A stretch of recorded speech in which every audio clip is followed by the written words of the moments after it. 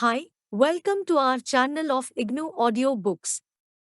Indira Gandhi National Open University, School of Continuing Education, Bachelor's Degree Program, Elective Course, Gender Studies, BGSE-001 Gender Sensitization, Society, Culture and Change, Block 5 Gender Law and Society, Unit 14 Gendered Nature of Law. 14.1 Introduction.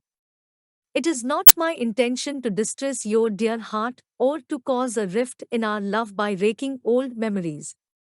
In our society for centuries there has been no legal restraint between husband and wife, and if it exists, it works against women. Such being the case, I had no recourse but to allow you to hit me with chairs and bear it with equanimity. A Hindu wife has no right to utter a word or to advise her husband. On the contrary, she has a right to allow her husband to do what he wishes and to keep quiet. Every Hindu can, with advantage, learn patience from his wife. Anandibai Joshi, India's first lady doctor and a feminist foremother, cited in Meera Kosambi, 2007, Crossing Thresholds, Feminist Essays in Social History. The above quote highlights two aspects. A.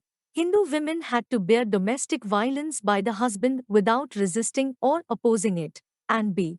Law allowed such an unequal power relationship between the husband and wife to continue and made no interventions in it. After India's independence in 1947 and the adoption of the Indian Constitution, women have been guaranteed the fundamental right to life with dignity, equality, and non-discrimination. Yet many laws have provisions that either explicitly discriminate against women on the basis of their gender or become gendered in their application operation. Laws have been largely written and formulated by men who have assumed that women's experiences and requirements mirror their own experiences. However, due to biological and social differences, women's requirements and experiences are different in many aspects. Yet, laws and legal provisions do not adequately address the same as lawmaking has been a male-dominated sphere of work. Additionally, a patriarchal attitude of the lawmakers has ensured that in law, women are discriminated upon and viewed as secondary citizens. Two areas of law that are rampant with gender discriminatory provisions are I. Matrimonial law and 2. Criminal law. This unit examines and discusses the patriarchal notions that have found their place in law, which make the law gendered in its effect. Let us look the objectives of reading this unit. 14.2 Objectives. After reading this unit, you will be able to times explain what we mean by a gendered nature of law. Times identify various provisions and legislations which are gendered and times discuss and comprehend the causes for and consequences of the same. 14. 3. Gendered nature of family law. Members of different religious communities are governed by religion-specific laws for marriage, divorce, judicial separation, maintenance and alimony, child custody and access, guardianship, adoption, inheritance and succession. Since many of the provisions in these laws are based on patriarchal interpretations of religious texts, the provisions are gender discriminatory. Some illustrations are given below. 14th March 2001 Illustration 1. Hindu Family Law. Times according to the Hindu inheritance law, the property of a woman who dies without a will is handled differently from that of a man. In the absence of spouse and children, the husband's heirs inherit the woman's estate. Times women are still not equal guardians of their children. A father is considered the natural guardian of a child, although the custody of offspring under the age of 5 will ordinarily be awarded to the mother. In Geeta Hariharan vs. Reserve Bank of India, 1999 to SCC 28, this provision was challenged as violating the constitutional guarantee of gender equality. The Supreme Court stated that under the Hindu minority and Guardianship Act 1956, the mother could act as the natural guardian of the minor during the father's lifetime if the father was not in charge of the affairs of the minor. However, this is still not the same as stating that the mother and the father have an equal right of being a natural guardian. Times women have been traditionally prohibited from becoming Karta, senior most member of the Hindu joint family, who is entrusted with the responsibility of managing the family affairs. This is based on the assumption that a woman is incompetent to manage financial affairs of the family. However, in February 2016, a Delhi High Court judgment stated that the eldest female member of the Hindu joint family could become its karta, thereby attempting to end the gender discrimination. 14th March 2002 Illustration 2 Parsi Family Law. Though the Parsi population is diminishing, persons marrying outside the community are heavily penalized. This is more so for a Parsi woman, who is prohibited from entering the fire temple if she has married a non-Parsi. In fact, a Parsi woman marrying a non-Parsi man is not considered to be a part of the Parsi community any longer, and thereby loses her right to inherit property of her family members. A non-Parsi woman, who is either a wife or a widow of a Parsi man, cannot inherit. However, their children can. 14th March 2003 Illustration 3 Muslim Family Law. Two major gender discriminatory provisions in Muslim family law are times polygamy. Muslim law in India allows a man to have 4 wives at the same time, while Muslim women are prohibited from doing so. Feminist jurists say that the Quranic provision allowing polygamous marriages for men was against the backdrop of war, when many men died, and so there was a shortage of men as compared to women.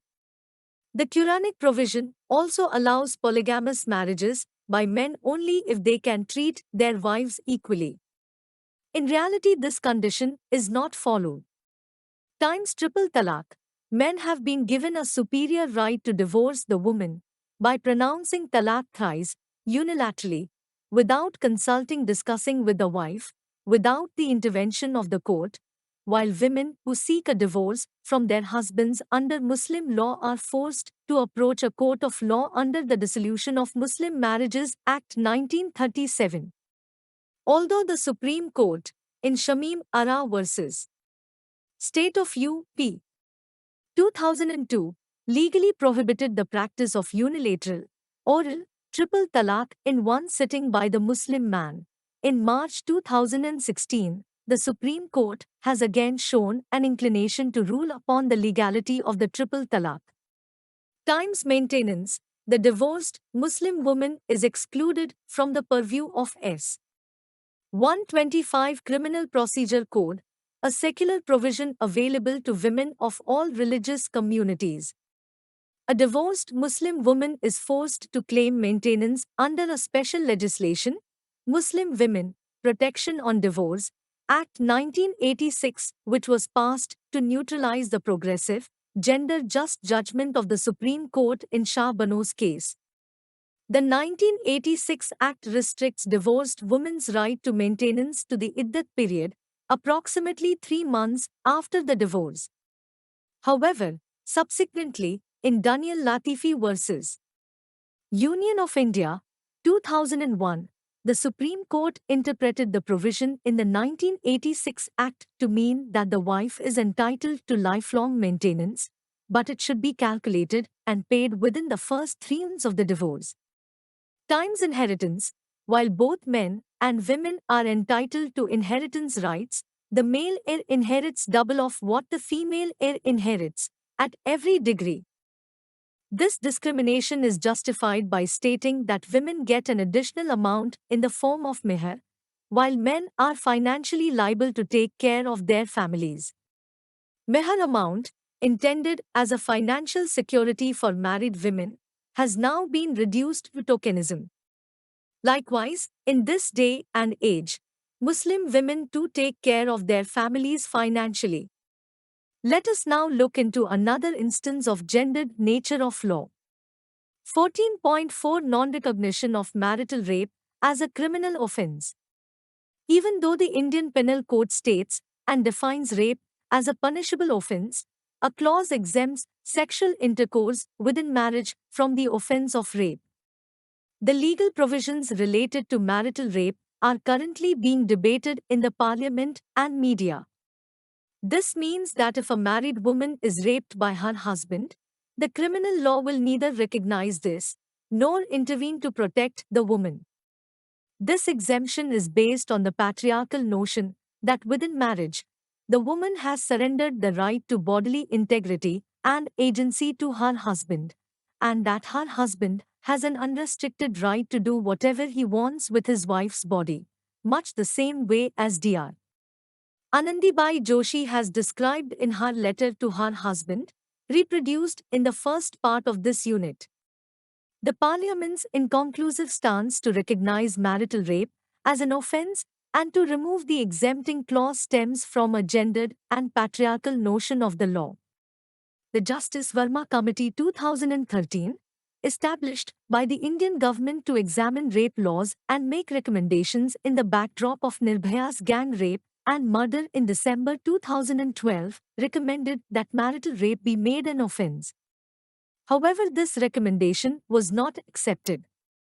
According to one view, marital rape cannot be criminalized in India, as it is done in other countries, due to poverty, illiteracy, social customs and values, religious beliefs, mindset of society to treat marriage as a sacrament. Box No. 14.1. Times marital rape is not about a husband's need for sex from his wife. It is about his need to exercise his superior power and subjugate the woman. Hence, it needs to be treated with all seriousness.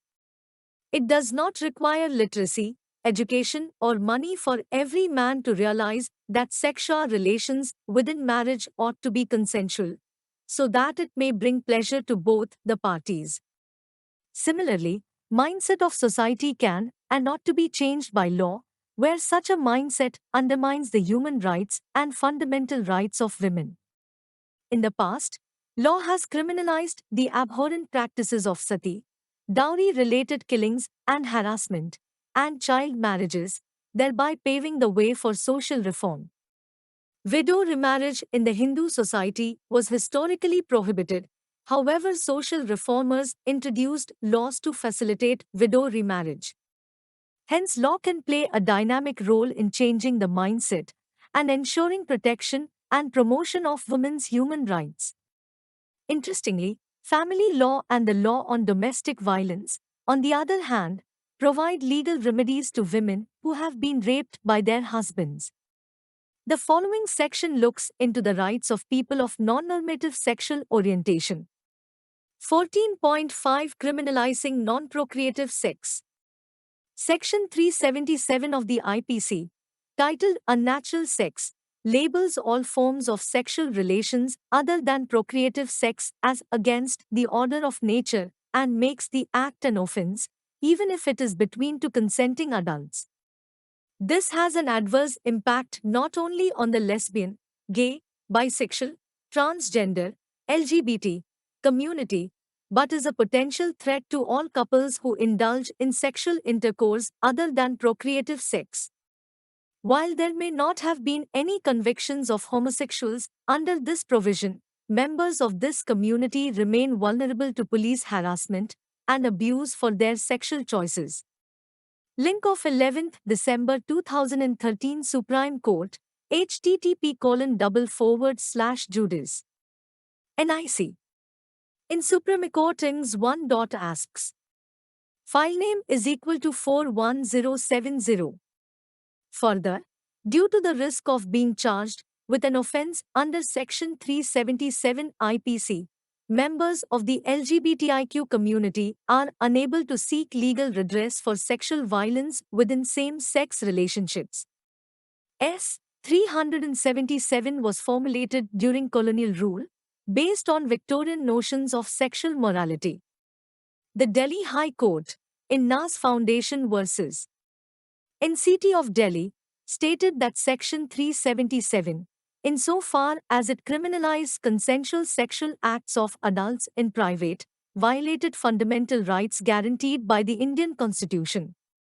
On appeal, the Supreme Court, in Suresh Kumar Kaushal and another versus Nas Foundation and others, set aside the Delhi High Court judgment and said that Section 377 does not suffer from any constitutional infirmity.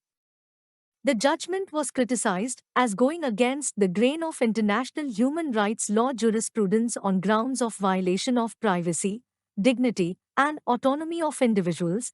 Lawyers Collective, 11 December 2013.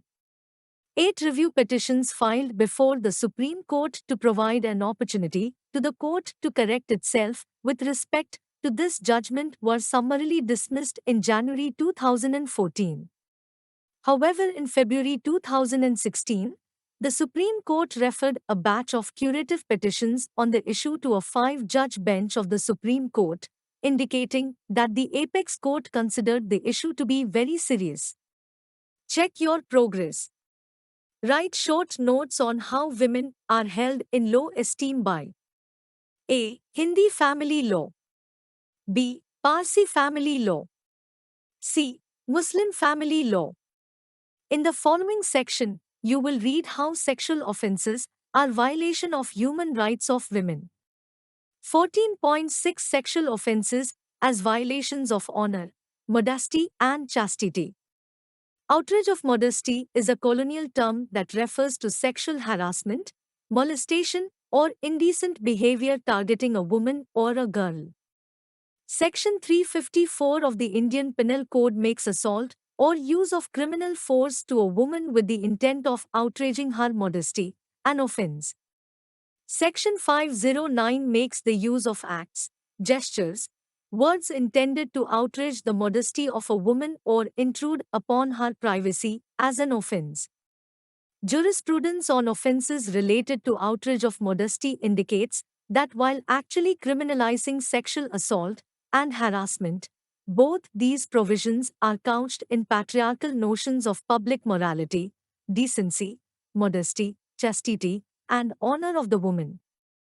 Judicial interpretations of what amounts to modesty are replete with moral and prescriptive norms about how women should speak, conduct themselves, and behave, the sexual norms they should follow.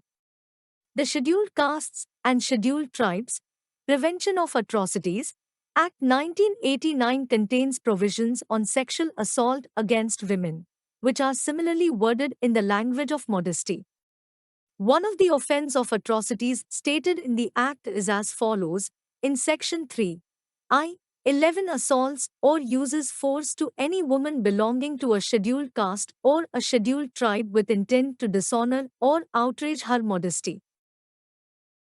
The concept of modesty is not in consonance with the constitutional guarantee of dignity and equality to women, or with the current discourse of women's dignity, autonomy, bodily integrity, and agency. Moreover, with the insertion of provisions on sexual harassment, stalking, voyeurism, and forced disrobing in the IPC in 2013, the pre-2013 provisions that still use the language of modesty, namely Section 354 and Section 509, aggressive. 14.7 Perspectives on rape. Perspectives are important because social understandings shape not just the way law is written, but how it is interpreted and adjudicated. This section takes stock of different understandings on rape that exist in the public domain, patriarchal ones in the law as well as progressive ones from the women's movement. A. Rape as a violation of patriarchal property. This is the oldest notion of rape. In ancient times, in addition to land, house, and other things, women too were considered the property of their husbands. It was believed that upon marriage, the husband had a total and exclusive right over his wife's body. Rape was seen as a violation of this right. In addition, property was passed on from the father to his children to his grandchildren. In such patrilineal societies, men wanted to make sure that their property was passed on solely to their own descendants. Since rape could lead to pregnancy, and the wife may bear a child of the rapist, rape was also seen as a violation to the existing patriarchal power structures. Under this notion, rape was considered a crime, not because of what it did to the woman, but because it violated the purity of heirs to whom the man's property could be passed on to. B. Rape as a violation of chastity and honor. Virginity of a woman has been seen as a prized possession from ancient times to the present. A chaste woman was considered to be one who had a sexual relationship only with her husband. Giving importance to the virginity and chastity of a woman and associating her honor with her virginity was a way in which patriarchal societies have controlled women's sexuality. When a man is attacked and sustains severe injuries, it is not seen as violating his honor. Even when he has multiple sexual relationships, it is not seen as dishonorable acts. But when a woman is attacked sexually, it is seen as a blot on her honor and chastity. It is for this reason that the offense of rape has been given prime importance, while relegating all other sexual offenses, such as stripping and parading women naked in public, as outrage of modesty. The notion of rape as a violation of a woman's chastity and honor, which continues to be prevalent in present-day India, has resulted in rape being seen as shameful and dishonorable for the woman, and not for the rapist.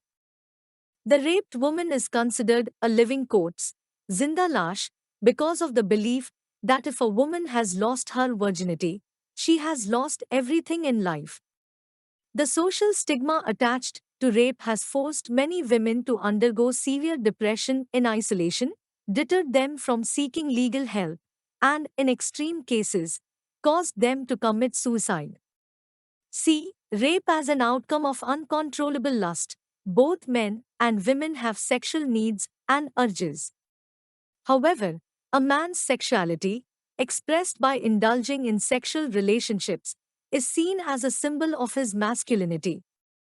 A strong sexual desire or passion in a man, also called lust, is not only permitted but also celebrated. Rape by a man is seen as an outcome of uncontrollable lust for the woman. As men are expected to be aggressive and violent, overcoming the resistance of a woman and raping her is seen as a male victory. One may ask, if women can control their sexual desires and not go around raping men, why can men not do the same? The answer lies in patriarchal notions of expressing sexual desire, including through violence, as a masculine quality, and suppressing controlling sexual desire as a feminine quality. D. Rape as a patriarchal tool of power oppression. If we say that rape is not an outcome of uncontrollable lust of the man, then what is rape? Why is rape by a man more prevalent in all societies around the world than by a woman? This is because rape is a patriarchal tool of power and oppression. Rape is not about sex, but about an expression of power and domination. Seen in this light, rape passes the message to the woman that she is weak, helpless, and subordinate to the man. This not only satisfies the individual male ego, but also helps put in place women who try to transgress social norms, assert their rights, or question patriarchal and exploitative practices. Rape is therefore used as a patriarchal tool to subordinate, suppress, silence, intimidate, and punish women. It is a tool of brute power and not sexual gratification. In this light, rape can be understood as an outcome of the inequality between men and women that is prevalent in present-day society. Box No. 14. Box number 14.2. At present, if there is one fear that exists in the minds of all women and girls, it is the fear of rape. The fear of rape prevents all women from being themselves, doing the things they want, wearing the clothes they want, going to places where and when they want, and behaving in a manner that they want to. In short, the fear of rape prevents women from realizing their true potential. In this manner, rape, as a tool of power, discipline and oppression, helps maintain the subordinate status of women in society. Rape as a tool for social, economic and political domination. Historically, warring groups have viewed women of the enemy community as booties of war, or as incentives to boost the morale of the soldiers. In situations like communal violence and caste-based violence, the aim is not merely to subjugate the woman and to teach her a lesson, but to shame and punish her community as a whole. Raping the women of a community is a way of questioning the masculinity of the men of that community for their inability to protect their women. Attacks on women due to their group identity take place. As honor of the group, community is seen as resting in the women of a community. By inflicting targeted sexual violence on women, the subordinate status of such communities is ensured. Apart from caste-based and communal violence, rape and other forms of sexual violence are also used as tools of economic and political domination. Due to this reason, women who participate in political and social movements for change may become vulnerable to being attacked. Rape as violation of sexual autonomy and bodily integrity. The women's movement has campaigned for several decades that the woman has a right to her own body and a right to decide when and whom to have sexual intercourse with. Rape is a crime not only because of the absence of consent, but because it violates the integrity of a woman's body and causes trauma to it. In other words, this perspective of rape asserts the right of every woman to self-determination and autonomy over her body under all circumstances. This viewpoint counters the effort to discredit a rape victim or justify the rape by casting aspersions on her character. Asserting women's right over their bodies also links and challenges the patriarchal control over women's bodies and sexuality. This perspective of rape has brought the focus back on the essential character of consent to a sexual relations, the right of a woman to deny consent, and the importance of not inferring her consent merely from a certain set of circumstances. Rape as violation of sexual autonomy and bodily integrity. The women's movement has campaigned for several decades that the woman has a right to her own body and a right to decide when and whom to have sexual intercourse with. Rape is a crime not only because of the absence of consent, but because it violates the integrity of a woman's body and causes trauma to it. In other words, this perspective of rape asserts the right of every woman to self-determination and autonomy over her body under all circumstances. This viewpoint counters the effort to discredit a rape victim or justify the rape by casting aspersions on her character. Asserting women's right over their bodies also links and challenges the patriarchal control over women's bodies and sexuality. This perspective of rape has brought the focus back on the essential character of consent to a sexual relations, the right of a woman to deny consent, and the importance of not inferring her consent merely from a certain set of circumstances. 14.8 Summing up.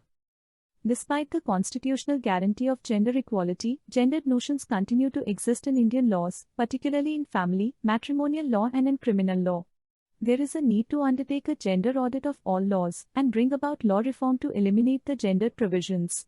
In the context of raising women's concerns and safeguarding their interests, women's political participation and representation is crucial. From 5% in 1951. Women parliamentarians in Lok Sabha today stands at 12.2%. This is still a distinctly smaller proportion of women as compared with men. While 33% reservation for women has been effected at the panchayat level, various political parties have resisted implementing the same rule for the Lok Sabha and Rajya Sabha. A long-term solution to ensuring the absence of the gendered nature of the law is to have more and more women parliamentarians and to sensitize both men and women parliamentarians towards women's issues, interests, experiences and requirements. 14.9 Keywords. Indian Penal Code. It is main criminal code of India. It is a comprehensive code. It covers all aspects of criminal law. Thank you for watching. We will see you in the next video with the next chapter.